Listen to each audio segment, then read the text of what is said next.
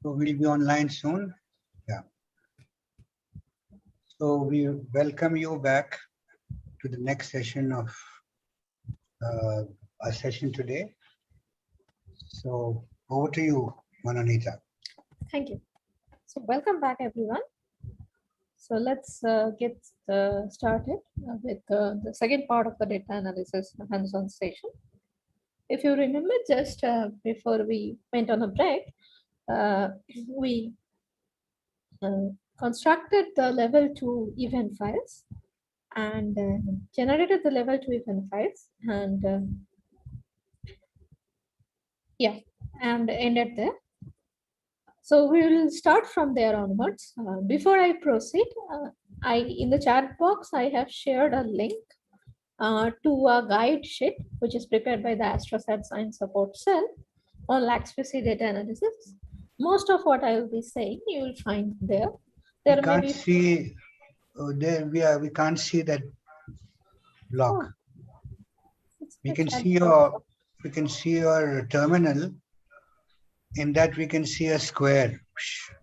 But I have already shared in the chat box, so people can go and check. Yeah, so in chat box there is a link so people can download and see it. Yeah, so all the comments I am going through, that they will be mentioned there. I'm mostly following that series of comments. There may be a few which may be new, but one can look there as well. Okay, so let's start again. So I will, because my terminal went off, I will redefine the LaxPC data path once more. Okay. So now we have created the level 2 data file. This one, this is our level 2 data file. And we can see what is inside the file. This time I will not use AV, but I will use this command called flcall. So basically flcall, it's another command of Airsoft which lists out all the columns that are in the file, data columns. So here you can see what are the data columns in the file. So first, for each photon, there is the time, which we have seen in the level 1 file as well. Second is the channel. For each photon, this entire information is stored. Second is the channel. The channel basically means that the energy of the photon is divided into different channels. Sorry, the total energy range over which LaxPC operates, it's divided into different channels. Typically for LaxPC units, there are 256 channels. So this means that your photon has fallen into one of those channels, and the corresponding channel number is given for each photon.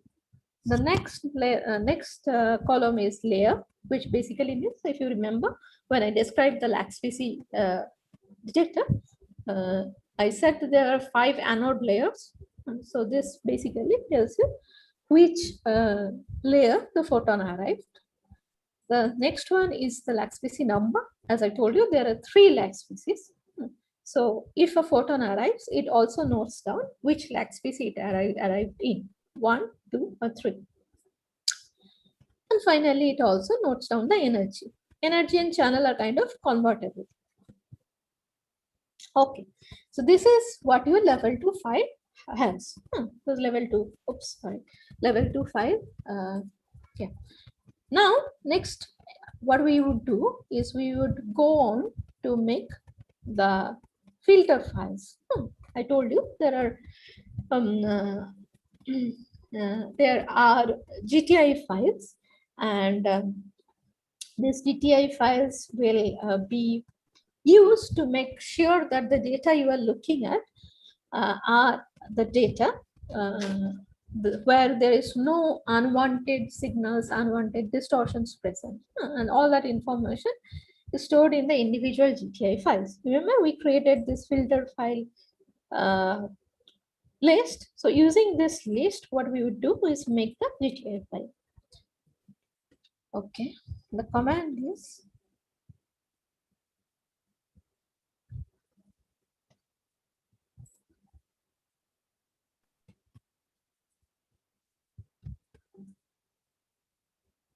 LaxPC make STD GTI, means LaxPC make standard GTI. And we will run it on the list of filter files. This is what we have created here, right? So this has been done. Now, if I see what are the file lists that are created, see user gti.fits, sorry, user gti.fits.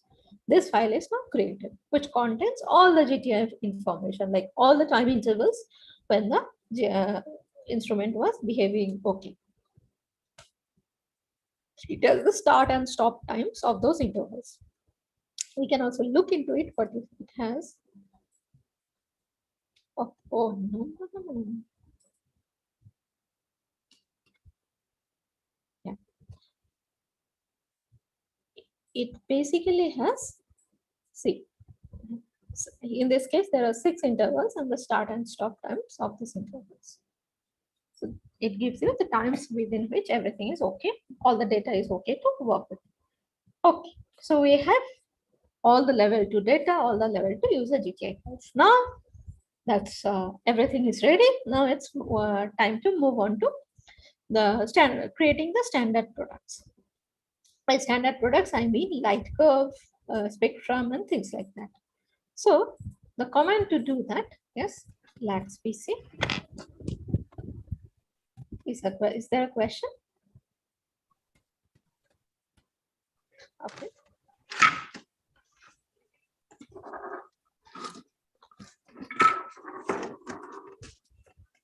Okay, the command to do that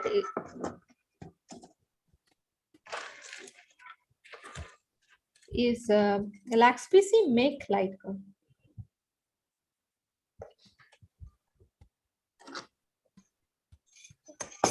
Somebody unmuted themselves. If you have a question, you can ask.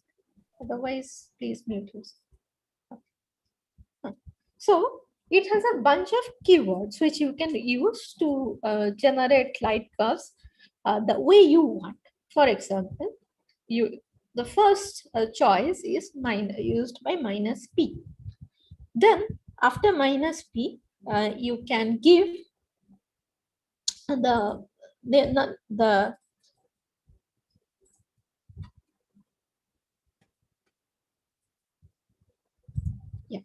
after minus p, you can give a bunch of numbers. What these numbers represent? This represents which LaxPC unit you want to consider. Because often, as I told you, some of the units may not work as well. So often, let's say you want to consider only LaxPC 2. So you give minus P2. Or if you want to consider both LaxPC unit 1, LaxPC unit 2, then you give 1 and 2. If you want to consider all 3 units, then you give 1, 2, 3. Let's work with 2 because now 2 is the one that is performing the best. The next keyword is minus t. Keywords or option, input option. Minus t. What is minus t? Minus t basically is the option to set your bin size of your light curve. Light curve can have various light can have time bins of various widths. You may want to go for a final light curve. You can take bin size of 0.01, 0.1, so on and so forth. You can go as low as the time resolution of LaxPC, but not beyond that. Let's try with 1 for now. And then you use the minus u to use the GTI.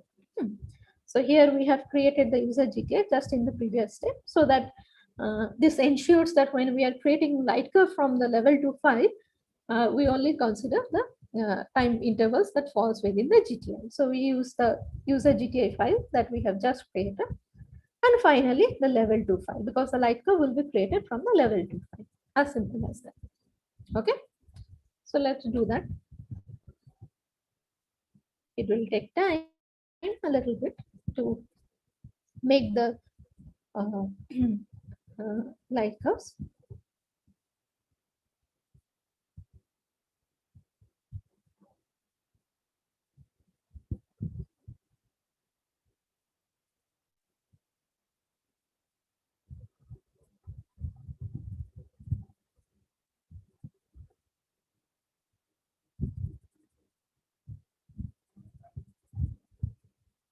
Okay, it's done.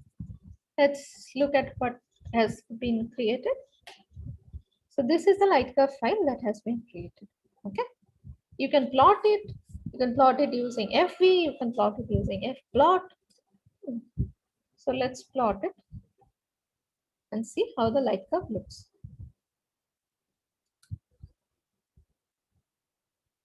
So once you give this command Fplot light curve file name, then it asks what do you want to plot, which column of this file you want to plot on the x-axis. So light curves typically counts versus time. So in the file, in the light curve file, there are two columns. One is time, another is rate. So we'll use that to plot on x and y axis respectively. The time.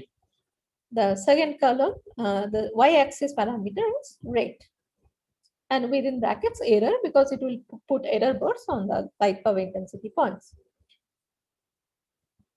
It will plot all rows, and minus XW means it will plot it on a window that will pop up.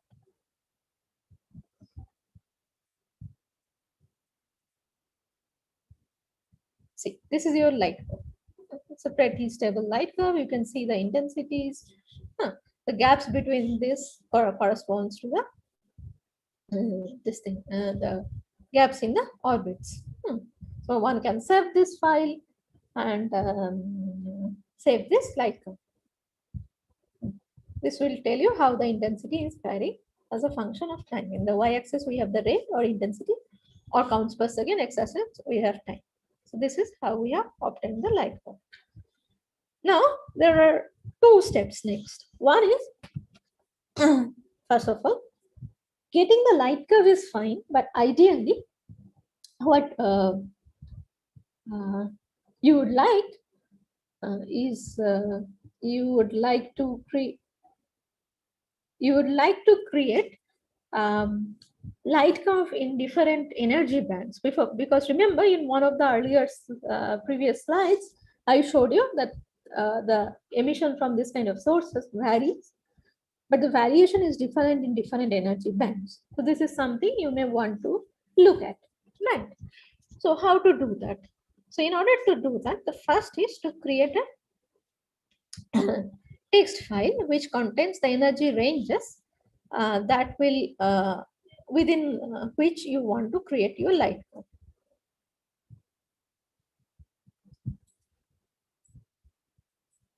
So I create a file with the name. You can choose any name. I'm choosing this name, energy input, ENE input. And here I put down the energy ranges in this way. 3 to, let's say, the first one I want to, the first light curve I want to get in this range. The second one I want to get in this range.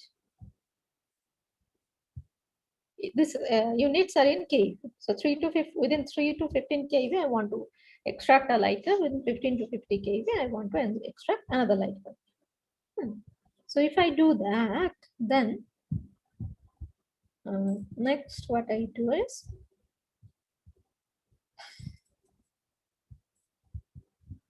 I use the light curve command again. So it's again same as Laxpesi make light curve. Then I choose only Laxpesi unit 2. I use a bin size of 1.0, use a GTR. The only extra thing I add this time is minus ENE input. This is the text file I just created where the different energy ranges are specified.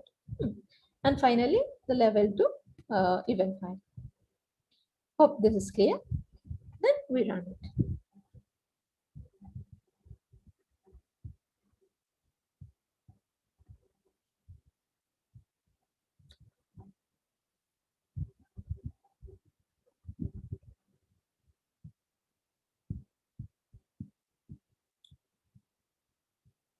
Okay, it's done. See, now it has created two different light curves and the energies are written here, 3 to 15 and 15 to 50. So you can plot them and see how they differ from each other. and see how the energy ranges are changing. So,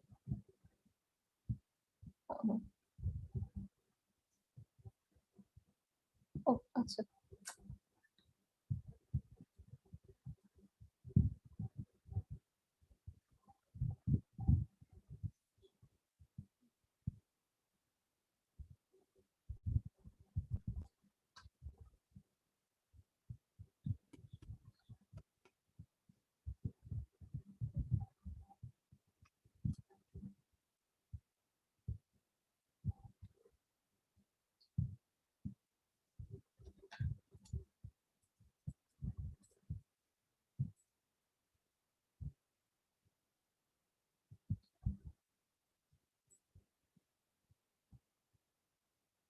For some reason, the fplot command is giving the error.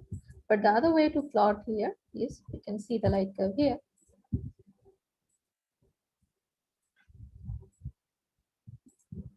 Yeah, this is the light curve, but this time instead of 3 to 80 kV, it's within 3 to 50. And the corresponding counterpart in 15 to 50 kV can also be uh, plotted in the same manner. Okay. This is how the light curve is made. So you already have an idea of, given any data, how to extract the light curve out of it. The next step, immediate next step, is to create something called background light curve. Because when we are observing something using lag species from a astrophysical source, there's a background that is present there. The background has a bunch of origins, starting from Earth's atmosphere to the effects in the detector, so on and so forth. So there's a background present. So in order to, properly understand what is the actual intensity that is coming from your desired astrophysical source, you need to create the background light curve as well, and then subtract it from this particular light curve. So in order to create the background light curve, the command is very similar to the light curve command. The only difference is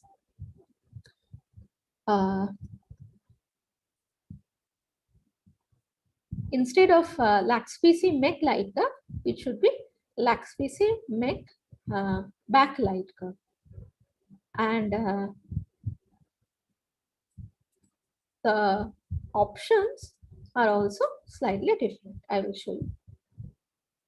Because for the background file, you need less information about the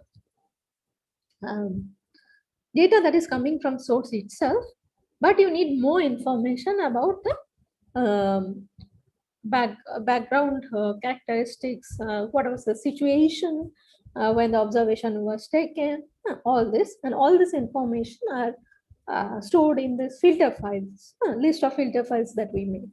So to create background light curves, the command is like this: lag species make back light curve. Then you give the options of which PCU you are considering, option of bin size of the background light curve, which user GTI or which GTI time to consider, and the energy ranges. Okay, let's use that.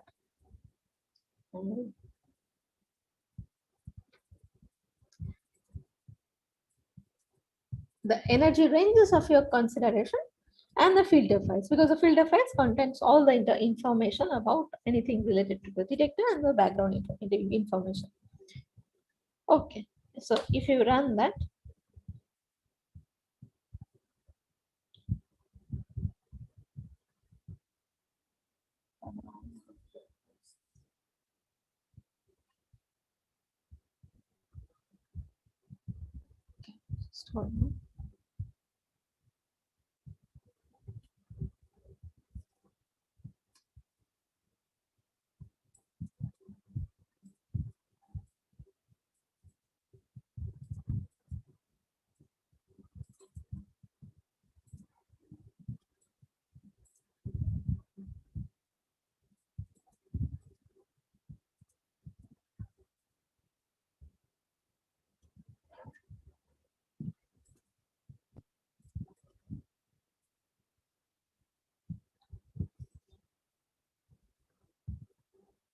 Okay.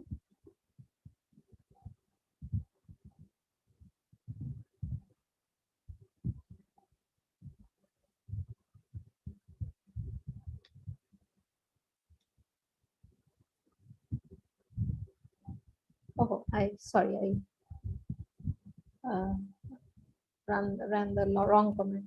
Yeah, so no, before creating the background light curve, there is one small step. So let's do that. Okay. I will come back to the background light curve a little later. We need something for the background light curve, which I forgot to generate earlier. So let's come back to the light curve once more. So we have created the light curve for the source now. Now, once we have created the light curve for the source and we have created the light curve in different energy bands, the immediate next step is to create the spectra. We have talked a lot about spectra and how spectra can be very useful to understand what is the physics going on near the neutron star or the black hole. So let's try to create the spectra. The command to create the spectra is very similar to the one that you have used for the light curve. So again, the command to create the spectra is laxpc make spectra. Previously it was laxpc make light curve. This time laxpc make spectra minus you give the user GTI file and finally the level 2 file. It's even easier than the light curve command. Okay. Let's do it.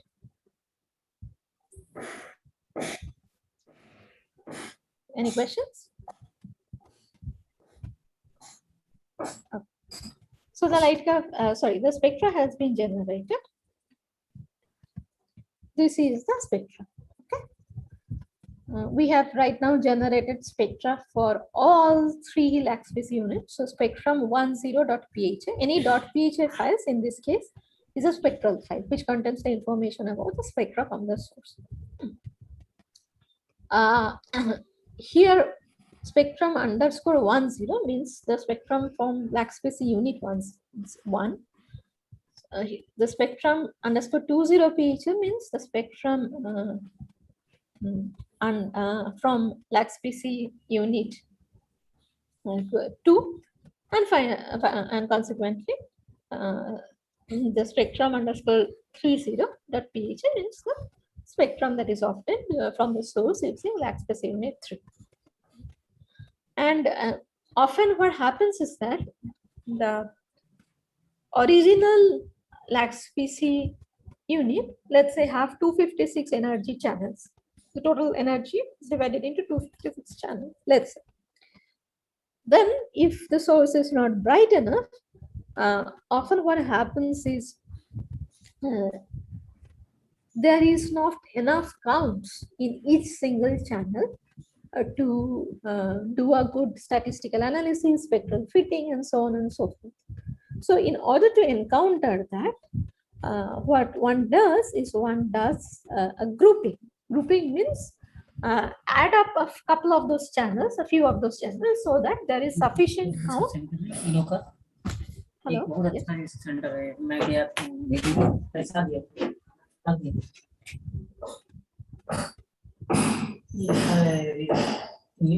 not a question, I guess. Shashi.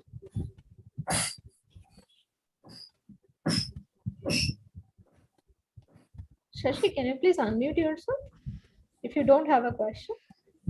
If you have a question, please feel free to ask.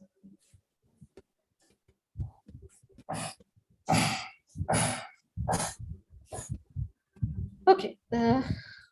So you group the channels, you combine a bunch of those channels so that there is a sufficient count is in each binned channel.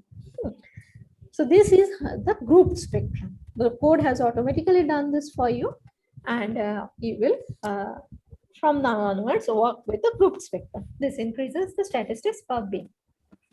Okay. Quickly we can look at it.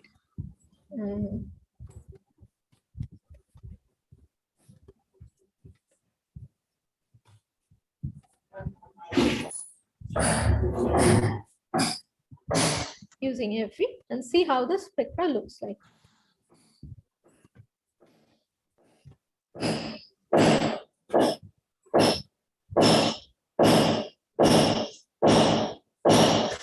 So a raw spectrum typically looks like this. There may be slight variations to this. This is a raw spectrum. By raw spectrum, I mean here we have just plotted the intensity versus the channel number. We have not converted into the energy axis yet. And we have not taken care any effects of the detector response, the background, so on and so forth. So this is a very raw spectrum. Okay, once we have done that, then let's go back. So we have created the light curve, we have created the spectra for the source. Light curve, we don't need to do much more than that, apart from generating the background light curve. For spectra, there is a couple of steps that is needed. But the major source spectra we have already done. Everybody okay with till now?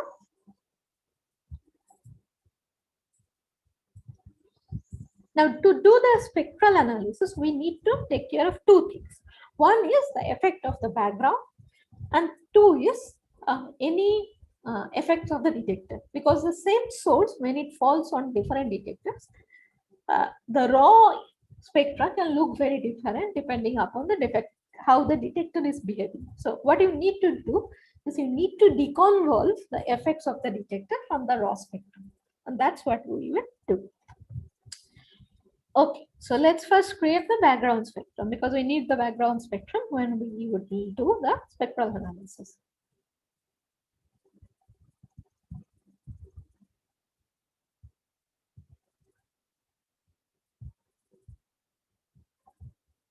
So we have created the background spectrum. The command is, if you see here, LaxPC make, for source spectra, it was just LaxPC make spectra. In this case, it's LaxPC make back spectra minus user GTI, give the GTI file and the list of filter files. And that will create the background spectra. Once we have the background spectra, let's also try creating the light curve, which we failed, background light curve, I mean, which we failed earlier.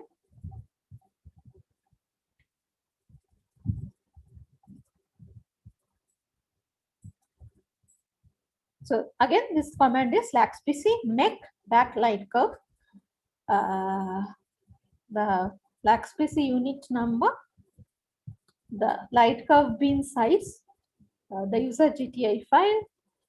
If we want to create the background light curve in different energies, the background also varies as a function of energy. So if you want to create the background light curve in different energies, you have to give the ENE input file, which contains the energy ranges. And finally, the list of the filter files. So let's run it. This time it's working fine. So it has created the background light curve. So all the background files and the background spectra and light curve both start with B something, back something, or something associated to that. So for example, spectra wise, these are the background spectra. Back specific means it is a spectral background spectral file from LaxPC unit 10. Same for this background spectral file from LaxPC unit 2, background spectral file from LaxPC unit 3. All spectral file comes with a suffix .png. And here what we have is the background light curve files. So the background light curve files are named like this, back light curve, and the energy range within which you have created the light curve. Light curve files typically are given with this suffix .lc. Okay, so we have created all possible background, we have created light curves, and we have created the background spectra and the light curve. So light curve wise, our job is more or less done. What we can next go on to do is, so we can do a spectral analysis. So how do you do spectral analysis? So for spectral analysis,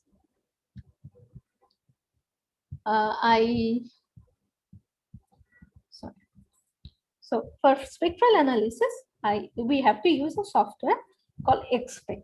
X-ray is X-ray spectral fitting software. This spectral fitting software can be used to fit spectra from any data from most X-ray astronomy missions. So even XMM, NICER, all kind of spectra can be fitted using X-Spectra. So it's a common spectral fitting package. So we use X-Spec. So in X-Spec, what we do is we do a bunch of steps to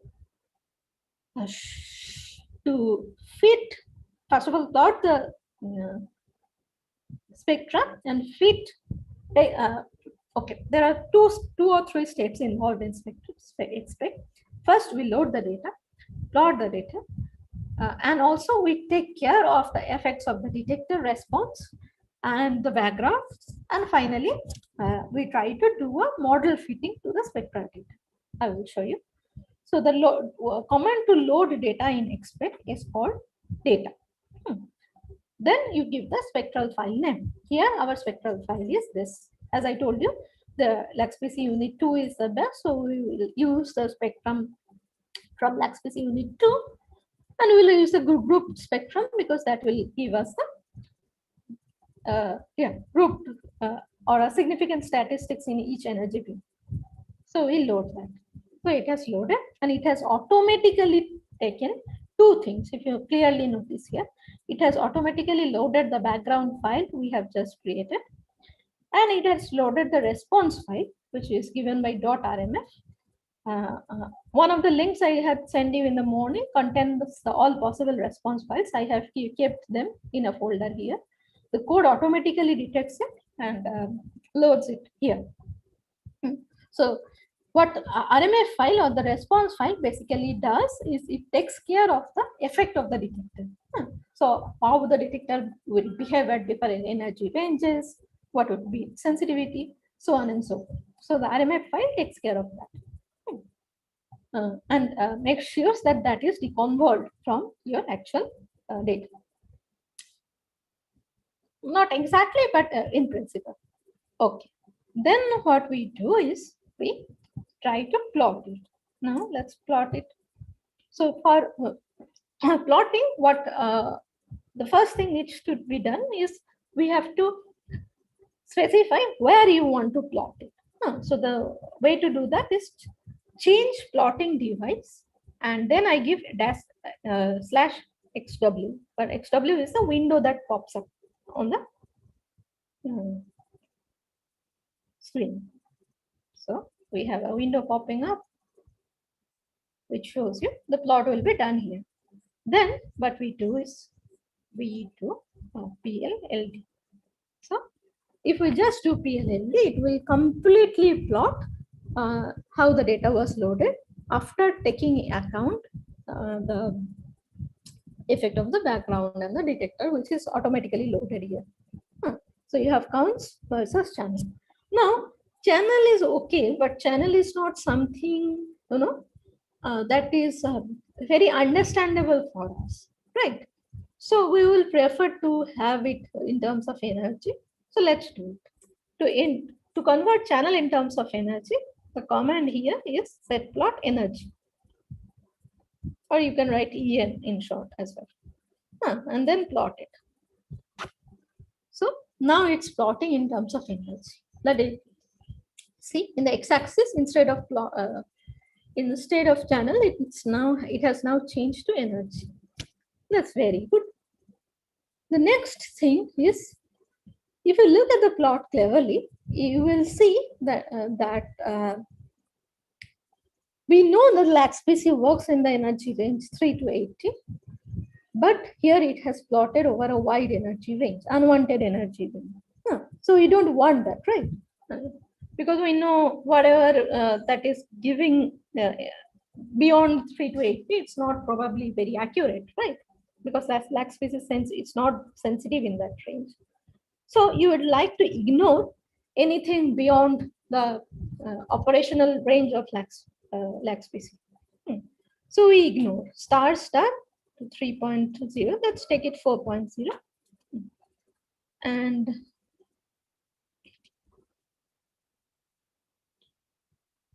so This command means it will ignore, IJ is for ignore, anything between the minimum to 4 keV energy and anything above 80 to whatever the maximum energy.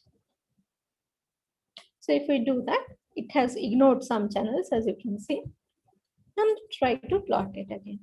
So it looks much more smoother. All these unwanted things are not there, and you have plotted the spectrum. So this is the proper spectrum, not the raw one.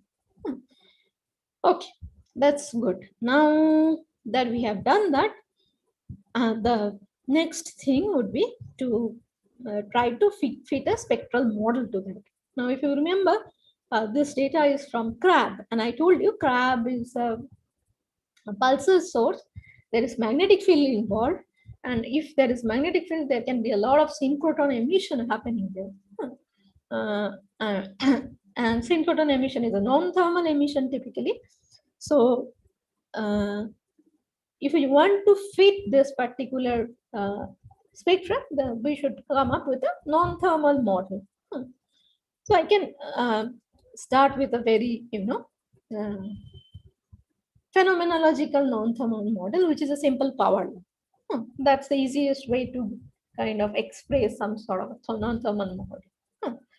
In principle, X-Spec have a bunch of pre-installed models. Here you can see if you type MODL, it will show you all possible models are there. These are additive models. There are so many models preloaded here.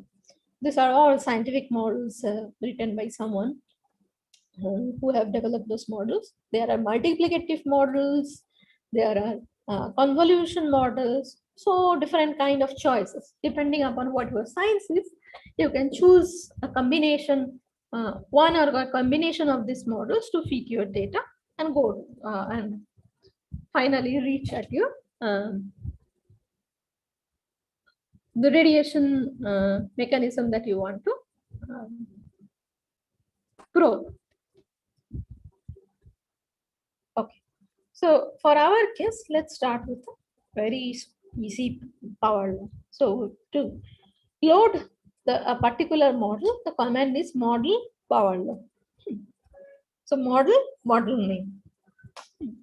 So if we do that, then it will ask for few initial values of the parameters of the model. So for a power law model, it has so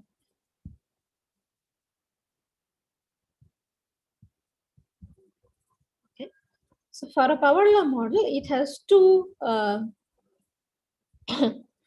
parameters. One is the power law index and the normalization of the power law. So you can give a default value for both. So this is the initial values with that, and then we will fit. So before that, let's plot it and see how it looks like. It looks like this because this is this is not yet fitted. So we'll try to fit this. It's giving us a very, very bad chi-square. So you can see this has tried to fit it, but in spite of trying to fit it, there are a bunch of problems. For example, for instance, you can see the chi-square that is given there is very, very high, very, very high, given the degrees of freedom. For 43 bits, the chi-square is huge. And secondly, this is the data minus model by error that is plotted in the lower panel. And here you can see there is a lot of deviation, significant deviation from between the data and the model. So which basically means two things. Either there is something problem in your data, or you have to come up with a slightly better model. So in the particular exercise that I have done, there are a bunch of issues that I have ignored, which is the cause here. One is in the higher energies, though I am saying like species works between 3 to 80, but in the higher energies, the effect of the background is quite heavy. So for spectral modeling, anything beyond 25 keV or 20 or 25 keV can give you really, really, really big trouble for spectral fitting only. You can do other things, So better to mostly, at least from the basic, for the first principle analysis, ignore mostly beyond 25 kV for now.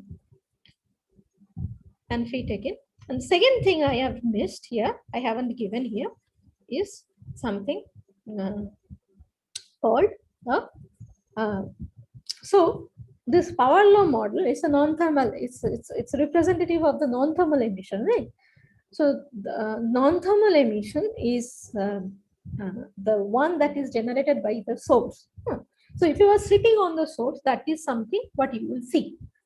But unfortunately, the source is at a few kiloparsecs away, right? And the radiation has to come from that few kiloparsec away source to the observer who is sitting on Earth. Oh, sorry, not Earth, but at least on the satellite, let's say. Now, in between, whatever is there between the source to observer, it's not vacuum, right? There is an interstellar medium that is present here. And there is a bunch of absorption and scattering that goes on in the interstellar medium. And you have to account for the effect of this absorption and scattering that goes on in the interstellar medium. And in order to do that, what one needs to do is, instead of just using the power law, use a model like this.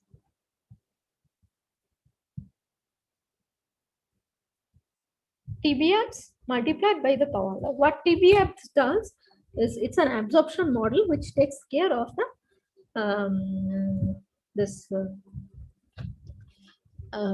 absorption in the interstellar medium. Okay. Okay. Then we can use this model to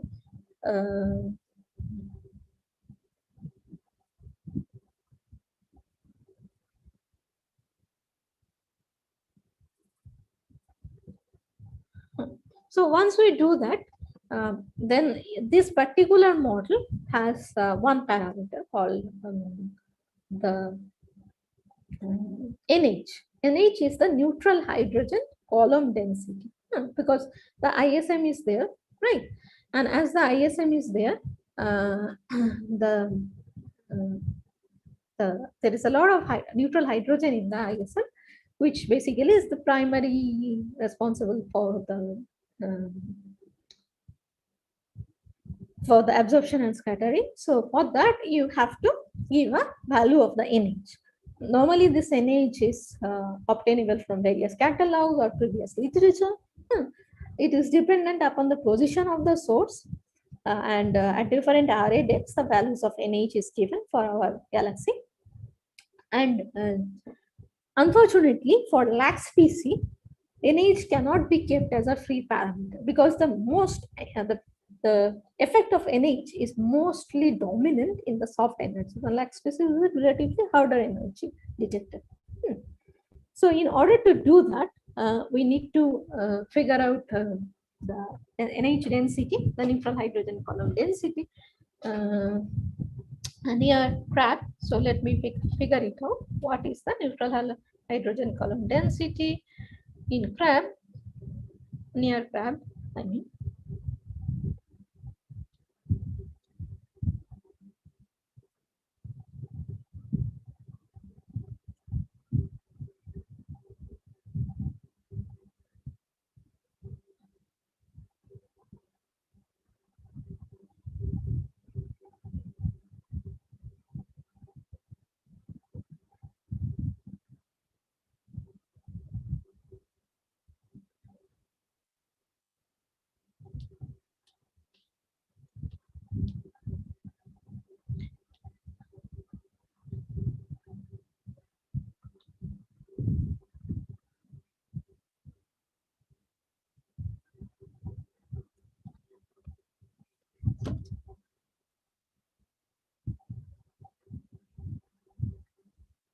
So the value of the NH is typically given in terms of 10 to the power 22 per centimeter square. So whatever value that we will give is units of 10 to the power 22. So, sorry, 10 to the power minus 22 unit, 10 to the power minus 22 centimeter per centimeter, 10 to the power 22 per centimeter square. Sorry for the confusion. Okay, let me find where is the crab image.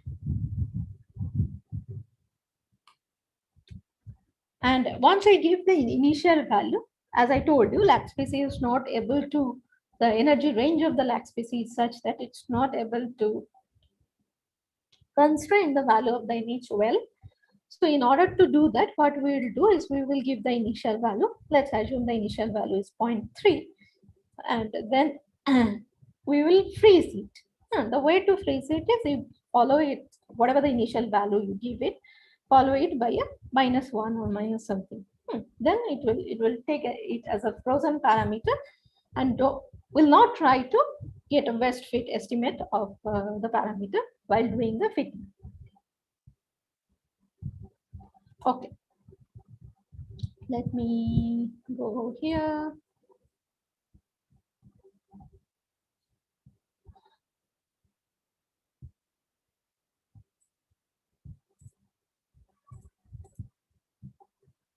Okay.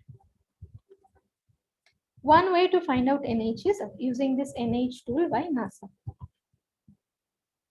NH column density.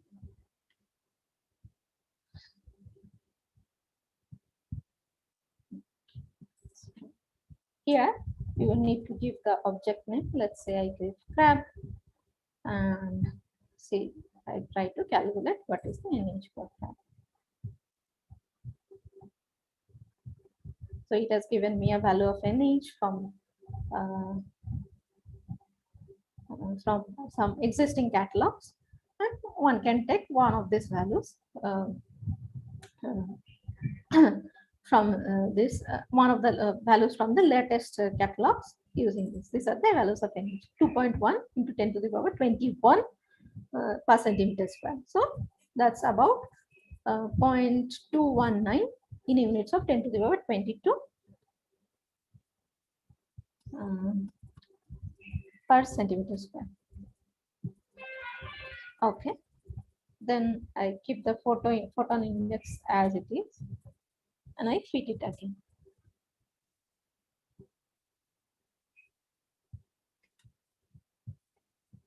Oops, there is the fit. It's better than before, but there is still some strong residuals present, which you can see here. And this basically means there is something more to be done. So another thing that needs to be taken care of is often, even after we give the response files, the instrument doesn't have let's say the instrumental contribution is not completely perfectly estimated. That means the contribution of instrument, any distortion due to the instrument is still present in the data, even after you have done the response loading and taking care of that. Yeah. So in order to do that, the instrument team suggests that we add a systematic error. So this is basically representative of a systematic error that is always present there. Typically, one takes 15%. Yeah, 15% from for lag species. And you can, after loading this systematic error, you can start to fit. Probably I used it little too much. Now you can see the fit is good, the residuals are good. Probably I took the error a little bit high, but what was the,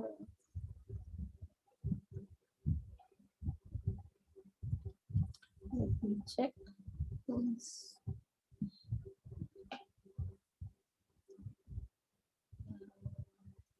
Okay.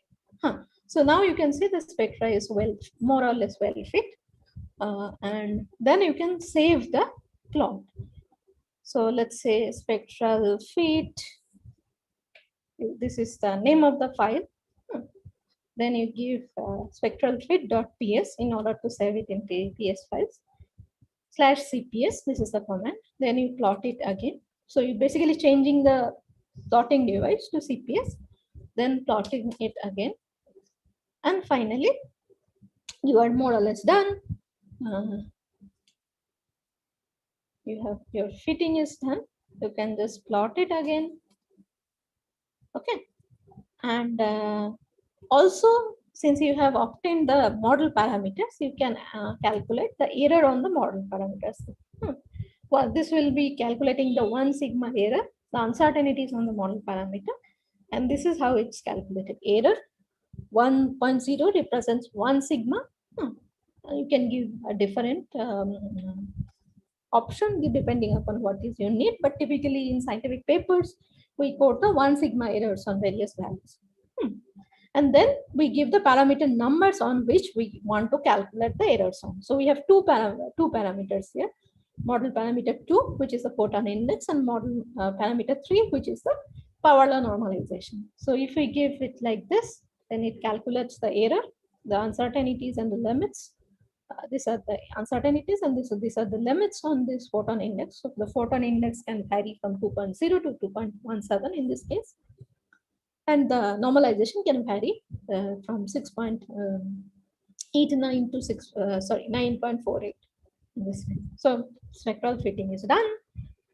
From here, you can have an idea of the nature of the photon index, which will roughly give you an idea of the physical mechanism that is ongoing.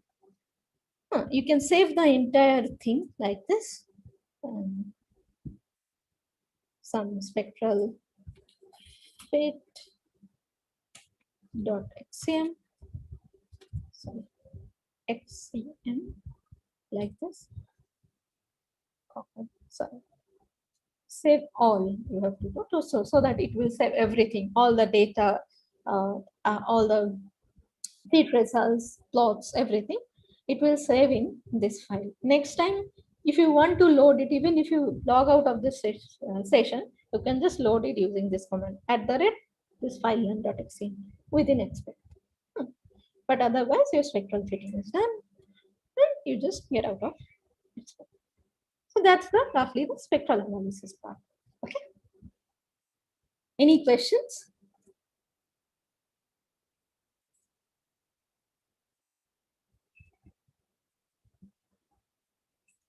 Okay. If not, then there is one last thing that is remaining regarding Lax-Spacey data analysis, at least the basics of Lax-Spacey data analysis, which is the power spectrum. So there are various ways of looking at the data. Once the first couple of things are light curve, spectral analysis, but the last thing is the light curve. For light curve,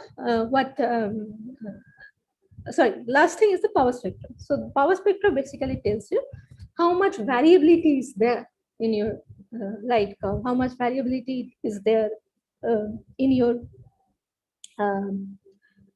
emission from your source, and at what different frequencies they appear.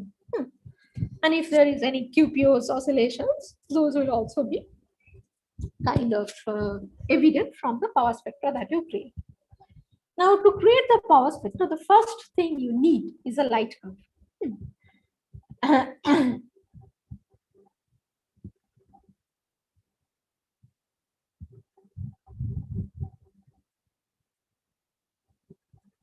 So this is how we had created the light curve, right? In the previous few steps. Let's remove the energy for now. So this is how we created the light curve. And now, if you remember your Fourier transform days, typically power spectrum basically means you go to Fourier space, calculate the Fourier amplitudes, and then take the modulus of square, which gives you the power at different frequencies. So that's the basic step. But also, when you are read about a little bit of signal processing or Fourier analysis, you must have heard of the very famous theorem, which is the Nyquist theorem, sampling theorem. Sampling theorem basically means what it instructs is the maximum frequency that you can measure, that you can go up to, is very crucially related to your sampling. In this case, sampling is your light curve beam size, because the light curve is your input data, whose Fourier transform power spectrum that you are making. So if you start with a large bin size like 1.0, the maximum frequency that you can probe up to is 1 by 2 times this bin size by as coming from sampling theory. So it's the maximum frequency it can go up to is very low. It's not that great, right? It's about, in this case, it will be about 0.5 volts, right? So which is not very desirable because you want to go to relatively larger frequencies if there are some high frequency behavior, high frequency periodicity is present there or not. So in order to do that, it's better to start with a light curve with at least a relative finer beam. You can do with 0.01.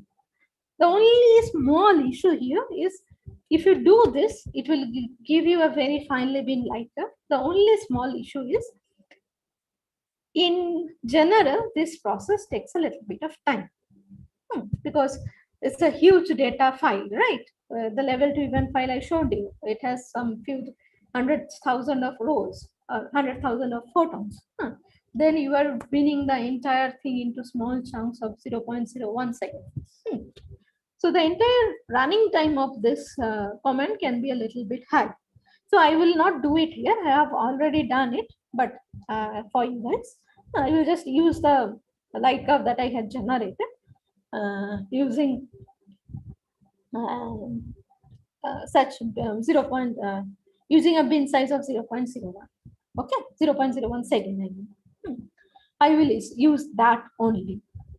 But if you give enter, that will give you the same result here. Using this particular command, LaxPC make light curve -2 the LaxPC number minus t the bin size. In this case, as I told you, it's better to start with a small bin size. And the finally the GTI file and the level 2 event file. Okay. Let me not run it and use it from previously. Hi, Manoneeta. I'm your assistant. Sorry about that. Yeah.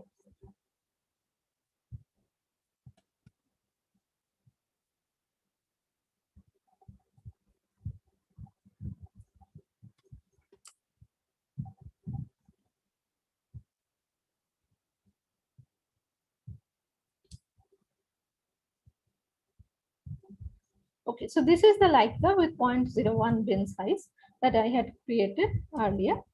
So I will just copy this to the directory and work on this. So you can see this is the light curve. It has a very fine bin size, and that's why it's relatively much heavier than the earlier light curves, which here you can see as a relatively, earlier light curves, which you can see has a much lower bin size, lower file size. This has finer size, so the size of the file is quite heavy, 12 megabyte. Anyway, so I have created the light curve with the bin size of 0.01. Now what I do is I run this.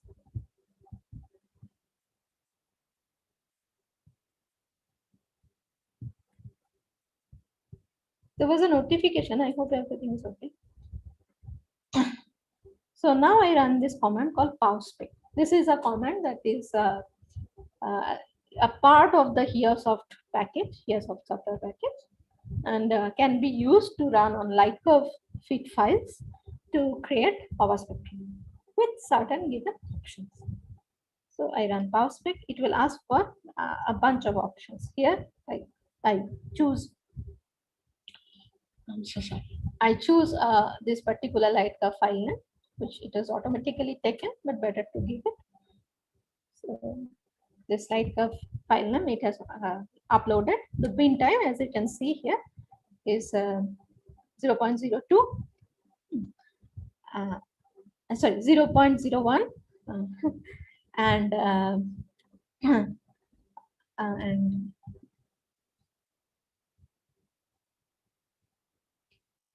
then it's asked for window. I gave them a default window. The next thing it's asked for is the new bin time, meaning you have already uploaded the file with a certain binning. If you want to change the binning even further, you cannot do it final because that's the minimum bin that you have already uploaded. But you can make it coarser if needed. So we'll not do it. We will go with 0.01. Then it asks for the number of new bins per interval. So given, let's say, when you are taking a chunk of the light curve series and you were binning it every 0.01 seconds. So for each power spectra, so what it does is, instead of taking the power spectra of the entire light curve, what it does is it divides into small chunks. Take power spectra from each of the small chunks and then either merge them or look at them separately. What's the advantage? Advantage is if you merge them, then it will help reduce the unwanted noise, because noise cannot be added coherently. So noise gets reduced and any signal that is present becomes much more enhanced. So you can choose these chunks. So let's choose such a chunk. Let me choose a chunk where 1024 bins each of size 0.01 second is present. So meaning the total size would be,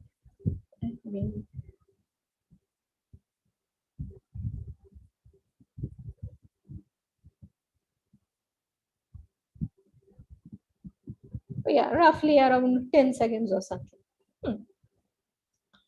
Okay, so let's give it 1024. You can change it. I'm showing you how it's to be done. Okay.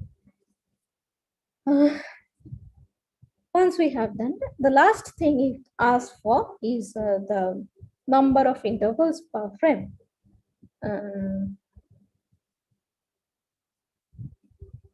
So let's type 1 for now and see what happens. Then it asks for if you want to rebin your final power spectrum. Let's not do it right away. Sometimes if there is a feature present and its signal to noise ratio is not great, then doing some rebinning in the frequency axis can help to enhance its detectability. So let's not rebin for now.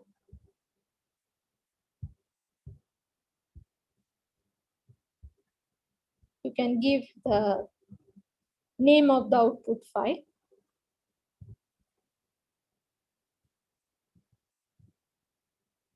See, this is your power spectrum.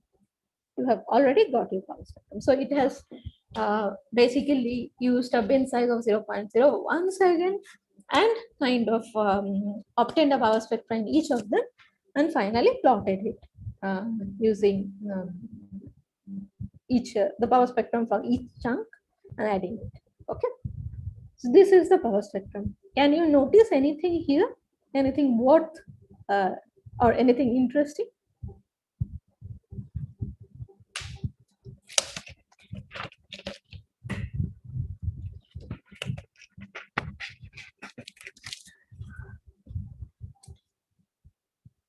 Anyone? Here you have the power and here you have the frequency. Anyone want to volunteer? Do you see anything interesting here in the power spectrum?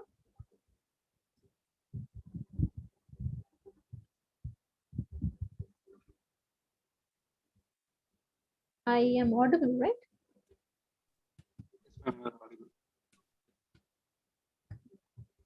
I hope I'm audible. I'm going with it. I'm audible, right? If there is anyone. Yes, ma'am, you are audible. Okay. Yes, ma'am. Thanks.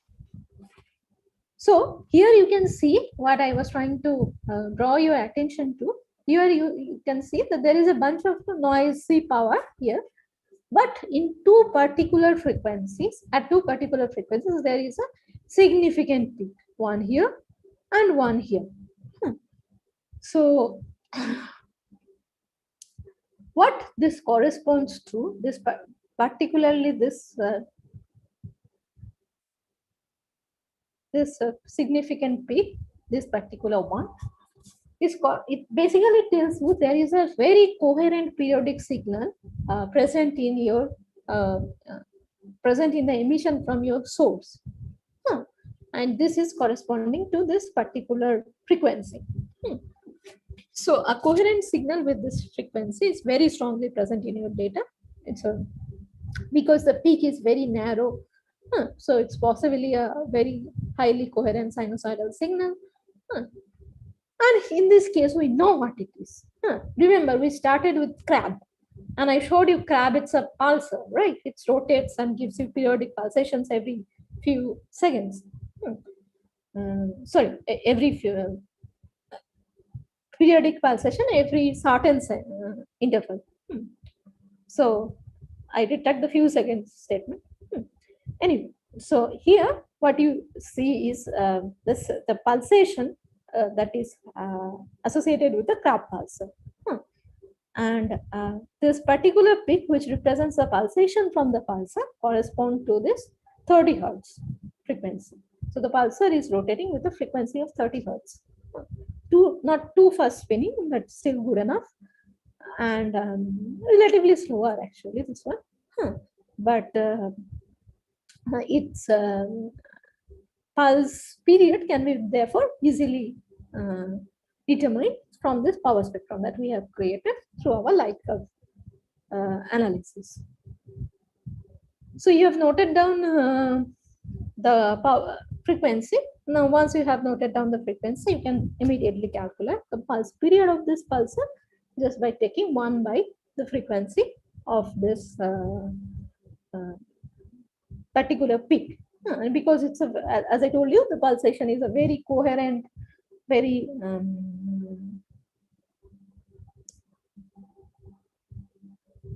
it's a very coherent signal. That's why it's very strong and it's very narrow in this case. And it's one of the bright pulsars. So that's why you get a very significant peak here.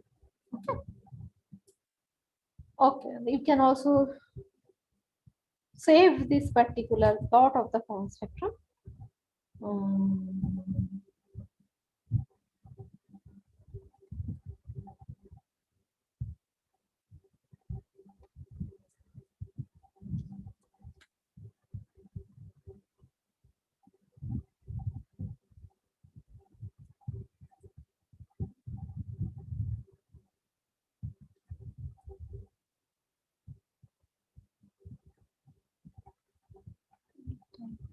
Yes.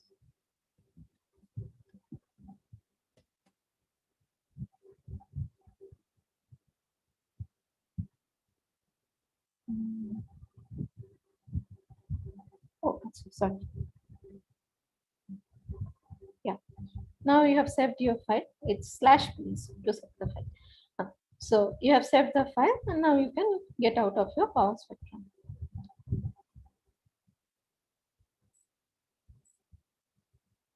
Because we have chosen various different chunks, it shows the power spectrum for each of these chunks.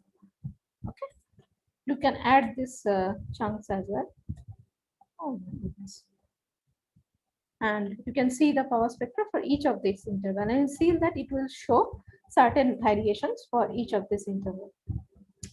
Okay, I will not go through each of them, and one can in principle add them up to increase the signal. Okay, and in this process, what you have created is the power spectra file. You can open it using GV.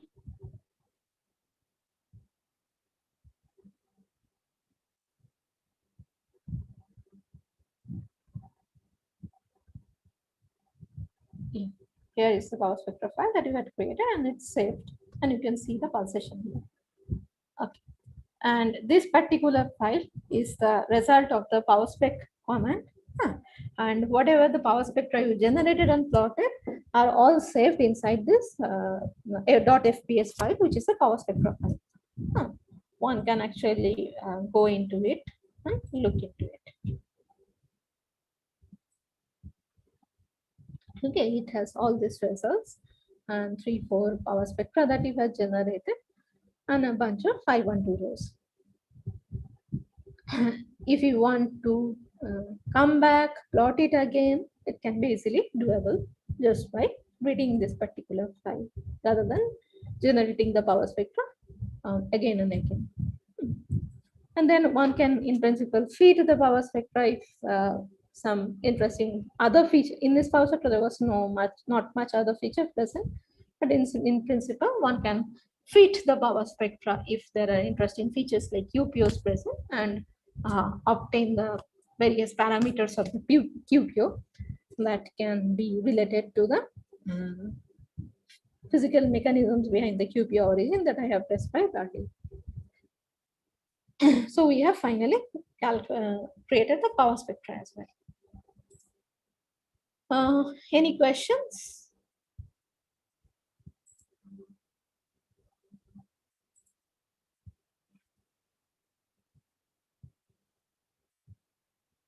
Okay, if not, analysis wise, I think I will end it because I have shown you the most basic steps.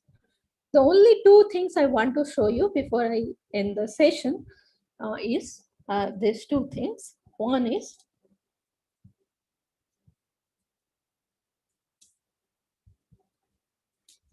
I have asked you to download the LaxPC software. So if you have downloaded the LaxPC software, or in future also, if you download this and unzip it, you will have this folder like this. So inside this folder, if you go and if you see, if you do ls, you will see that a bunch of folders and a bunch of readme files exist. And all these readme files correspond to the commands that I have been using. LaxPC background light curve, LaxPC make light curve, LaxPC make spectra, and the various other details of this particular comments are explained in the in this readme files. Okay. Apart from that, as you can see from here, there are a few other comments existing. For example, LaxPC frequency lag. If you go into this, it will tell you how to use this command. Oops. So this is how to use this command, LaxPC find frequency lag over the level 2 files. There are a few such commands, dynamic power spectra. Those are a little bit more advanced, so I haven't gone in those details.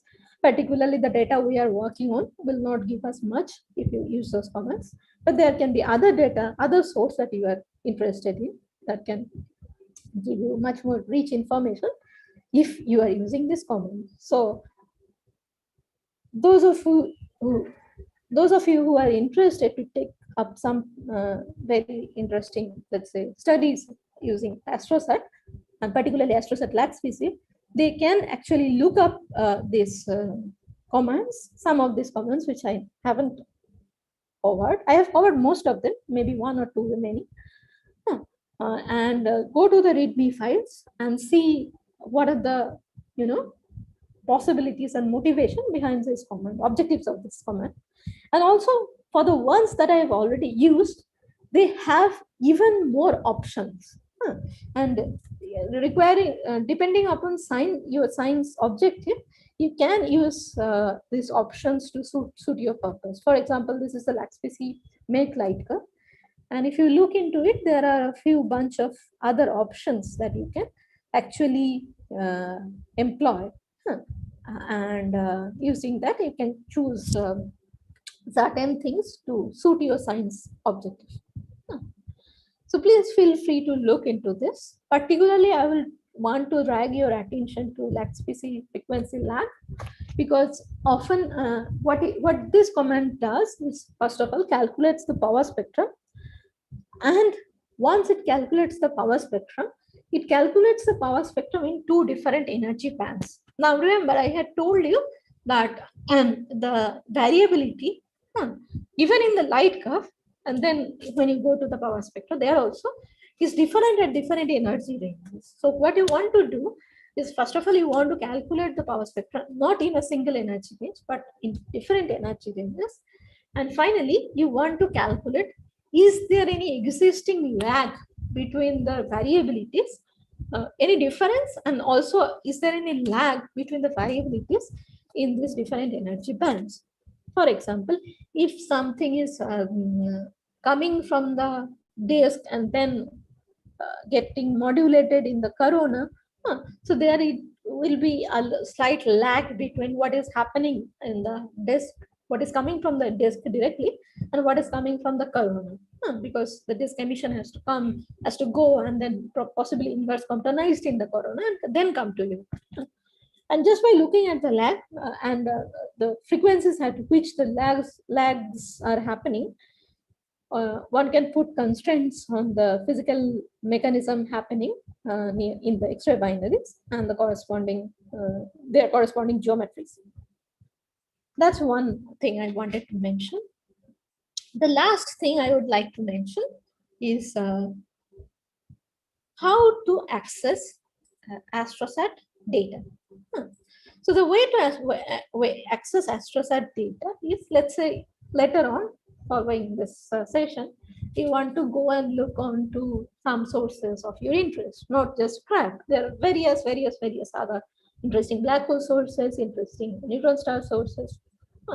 So even X-ray pulse source. So if you want to look at that, where to go? So the place to go is AstroSat Data Archive. So if you go give AstroSat Data Archive search, you go to a site hosted by ISRO. This is a site where various the data from AstroSat is stored along with various few other informations. If you don't have an account, for the first time you have to register here using your email ID. And once you have registered, you just log in here.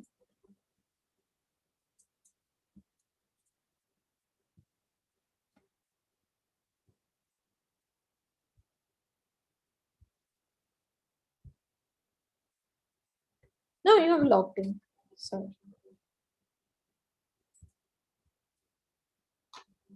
You have logged in, then you come to the such a page where various details, software downloads, downloads regarding softwares, various information regarding instruments, such features, AstroSat handbook, all these details are here. Okay, but the one place we want to go is search to look for data. So when you click on search, you will a form like this will come up. So here, what you can do is place the name of your, write the name of your object, or you can give its array and deck as well. So you give the name of the object that you want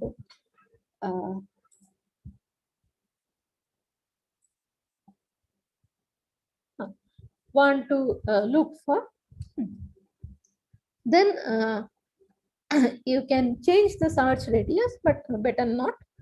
And then you can choose a few things. One is which instrument you want to, which instrument on AstroSat you want the data from. If you want just from LAXPC, you can just create LAXPC. Click on just LAXPC. If you want data from all instruments as available, it's not that always all instruments are looking at your source. At least sometimes UVIT definitely is not looking at your source. So those data may not be available if not explicitly requested. But typically LAXPC, XXT, CZTI, those data are typically available for all possible observations using AstroSat. And if you want the observations within a certain date, that you can also mention here, let's say from dates XXX to date YYY. You want observations within that period only, that also you can mention. If you know orbit number or PI, any of these options, if you have to give, then you can give it here. And then you can go to start search.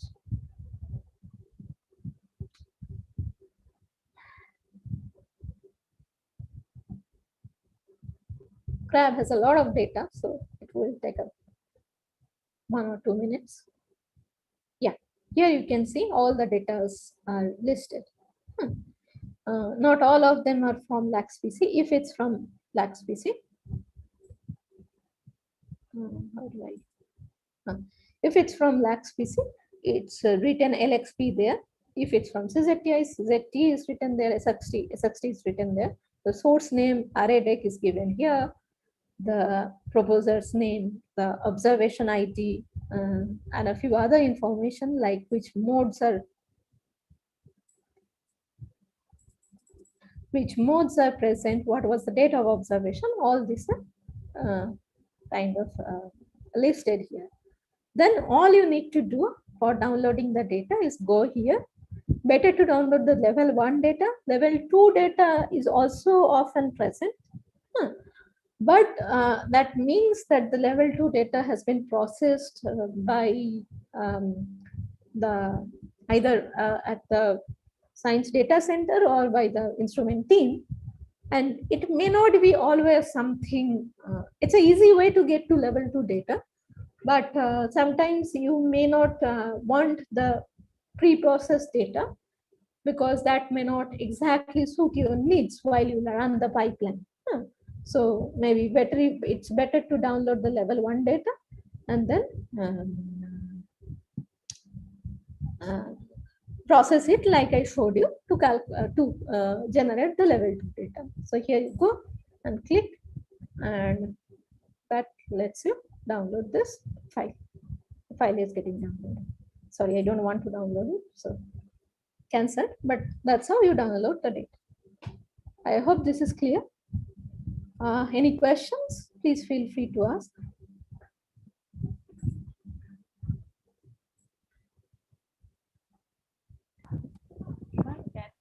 This processing be done through Sherpa software? Okay, there was a question. Sorry. From Tejinder Pal Singh. What level of research we can do with AstroSat data? Okay, in general, a lot can be done with AstroSat data. That's what I showed in the scientific part of my talk in the morning. A lot of the results that I had showed you are generated by AstroSat data. So those kind of things, very exciting new science can be done with AstroSat data. If your question is regard to what exactly you can do, of course, because most of this data is publicly available, there is even publication quality data that you can do. Maybe it can be helpful to often like talk to an expert just to level out the technical details, glitches, and the scientific impact. But definitely publication level research can be done. And even shortcuts or short scale projects can also be done. And because this has so many instruments, so many observations, lots of opportunities out there. Any further questions? Ma'am, how will Sherpa software, will it be feasible to do this processing in Sherpa? I don't think so, no. Sherpa is more tuned to Chandra. Okay.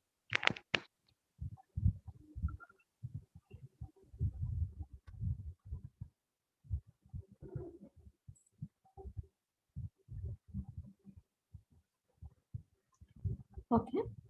So if there are no further questions, maybe we can end the session here. I would like to say again, continuing with from my previous statement, there is a lot of things that can be done, and a lot of data is there which is still not mined that well. So please feel free to jump in. Also, if some other time you have the opportunity, please feel free to look at the other instruments on board AstroSat. Today we have focused mainly on LAC species. But the other instruments can also be promising, particularly if you are looking at them, looking at the data from them combined together. So that can be also very exciting because it gives you a very broadband coverage. That's one thing. And secondly, if you have any questions, please feel free to write to me. My email ID is just manoneta@iiti.se.in.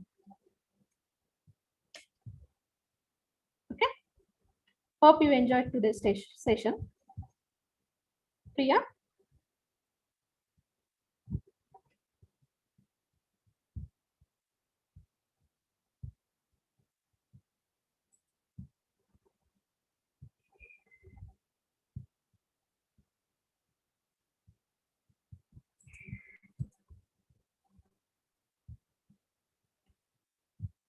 Hello?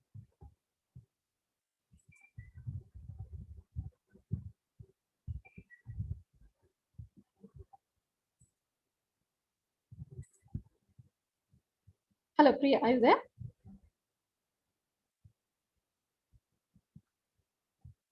Okay. I guess she's busy. Let's wait a little bit. Yeah, so I hope you found this interesting. There is a lot of materials that is available on the AstroSat Science Support Cell regarding the Lux PC analysis and other instrument analysis as well. But I think I will share a few of this. Yeah, Dr. Hassan, can you hear me? Yeah, we can all hear you. Okay. I am mostly done. Okay. I am just saying them that if they have any questions, they can write to me. And I will send some of these materials which are Sure. publicly Yeah. available. So I'll put it up on that page, right? Which you're showing the projects page. It'll all be put up over there. So thanks a lot, Manoneeta. You've really put in so much of effort today. Thank you so much. This is, I think you must be feeling very tired. Lucky, but it was a very immense pleasure. Thanks. No, thanks. Because, these are the little things which nobody tells you. We know that when you do your PhD, these are the parts which you have to figure out on your own.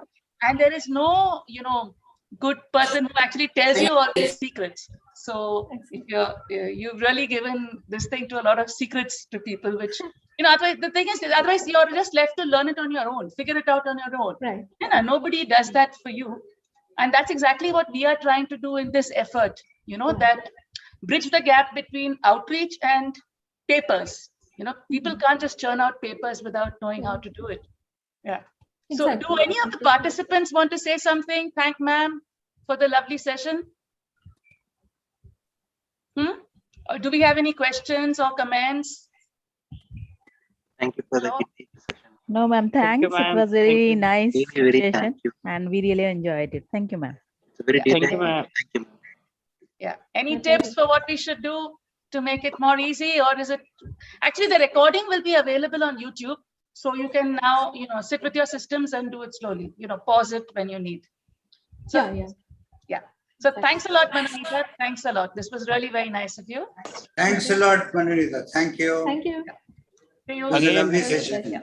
Thank you. And everybody else, see you tomorrow, 10 a.m. Tim Hamilton, right? We have Tim Hamilton. And then after that, I will be taking some session and then Sir will take some. Ma'am, again 10 or 10:30? Yeah, so shall we do 10? Let's do 10. Because the problem is, Manoneeta, this Tim Hamilton is from the US. So poor guy, when he starts at 10:30, he sleeps at 2 o'clock in the night. It's the time difference for our morning. So actually 10 would be better. Let's meet at 10, okay? Because then at least he'll get over a little earlier, because last time he finished at 2 o'clock in the night. So that's why I thought we'll prepone it a little bit. Okay. So I'll send you a mail also today, but let's meet at 10 a.m. tomorrow. Yeah. Okay. Thank you, ma'am. Okay. So thanks a lot, Manoneeta. Thanks a lot. Bye-bye. Thank you. Bye.